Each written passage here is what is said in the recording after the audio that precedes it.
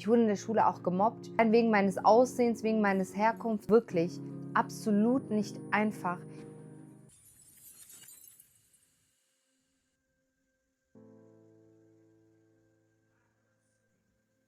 Von außen sieht heute vieles glänzend aus. Erfolg, Menschen, Lachen.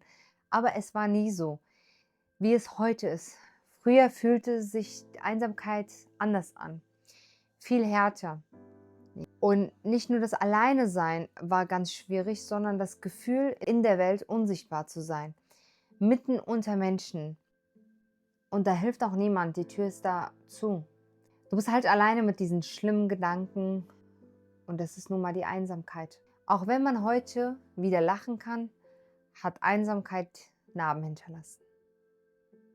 Doch Einsamkeit ist nicht nur ein persönliches Gefühl. Aktuelle Studien zeigen, in Europa fühlen sich besonders viele Menschen einsam, vor allem in den großen Städten. Trotz der vielen Begegnungen fühlen die Menschen sich dort sehr einsam. Ein scheinbarer Widerspruch, oder? Für mich oder für viele Menschen nicht, weil Einsamkeit und Alleinsein zwei unterschiedliche Wörter sind und ganz andere Bedeutungen mit sich bringen. Denn hinter Einsamkeit steckt ein großer, riesiger Leistungsdruck. Für mich ist klar, Einsamkeit und Vereinzelung sind zentrale Themen unserer heutigen Gesellschaft. Und in dieser Folge werde ich euch auch erklären, wie ihr Einsamkeit überwinden könnt. Meine persönliche Geschichte mit der Einsamkeit. Also, ich bin in einer ganz großen Familie groß geworden, mit Cousinen, Cousins etc. Da war immer ein ganz großer Leistungsdruck dahinter. Dadurch, dass wir eine so große Familie sind, mussten wir uns immer mit was Bestimmtes auffällig machen. Und wenn du nicht in der Schule gut warst oder nicht gut aussahst und nicht gut reden konntest, also nicht etwas Besonderes hattest, bist du schnell untergegangen. Man hat sogar deinen Namen nicht gekannt. Musste schon in meiner Kindheit extrem viel mit Druck leben und hatte immer das Gefühl, dass ich mich beweisen muss. Ich musste immer wieder Toleranz zeigen, Verständnis zeigen und habe auch immer auf Anerkennung gewartet. Und das hat natürlich irgendwann mal das Gefühl auch der Einsamkeit hervorgerufen, weil man ist in einer großen Gruppe, man ist ja nicht alleine, weil da sind sehr viele Menschen, aber du bist einsam. Obwohl wir alle das Ähnliche erlebt haben, konnten wir nicht über dieses Gefühl reden und waren auch ganz alleine damit. Wir mussten alleine damit kämpfen. Und vor allem mussten wir immer wieder, sagte ich ja schon, für die Anerkennung kämpfen. Also es war nie so leicht. Und das hat sich natürlich auch nicht nur in der Familie so extrem ausgeprägt, sondern auch in der Schule. Ich meine, ich habe ja auch einen Migrationshintergrund und es war wirklich absolut nicht einfach, sich in der Schule auch so darzustellen, dass man gleich ist. Allein wegen meines Aussehens, wegen meines Herkunfts, in der Schule auch gemobbt und ausgegrenzt. Es gab immer so die Gruppen, die mich nicht gemocht haben. Also ich musste schon auch im jungen Alter mit sehr viel Hass kämpfen und war auch sehr oft alleine. Hat sich natürlich das Gefühl der Einsamkeit extrem bei mir ausgeprägt. Das war meistens so, dass ich irgendwann mal habe ich geglaubt, dass ich wirklich unsichtbar bin und habe auch fest daran geglaubt, dass ich nicht liebenswert bin und dass man mich überhaupt nicht lieben wird irgendwann mal. Ich habe meinen Wert in den Augen anderer gesehen und habe mich selbst nicht angeschaut. Es gab wirklich in meiner Kindheit Zeiten, wo ich im Spiegel mich angeguckt habe und mich dafür beschuldigt habe, warum ich nicht gut aussehe, weil gutes Aussehen ja auch Anerkennung bringt.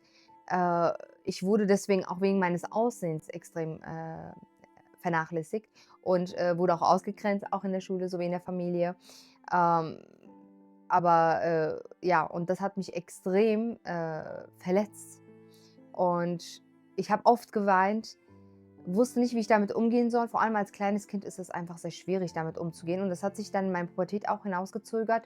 Und dadurch, dass ich daran so fest geglaubt habe, habe ich einerseits immer aggressiv reagiert, auf, wenn jetzt liebevolle Menschen auf mich zukamen, weil ich das nicht kannte, wurde ich immer sehr aggressiv und ich war auch angriffsbereit, weil ich mir gedacht habe, was ist das denn? Ich kannte das ja überhaupt nicht.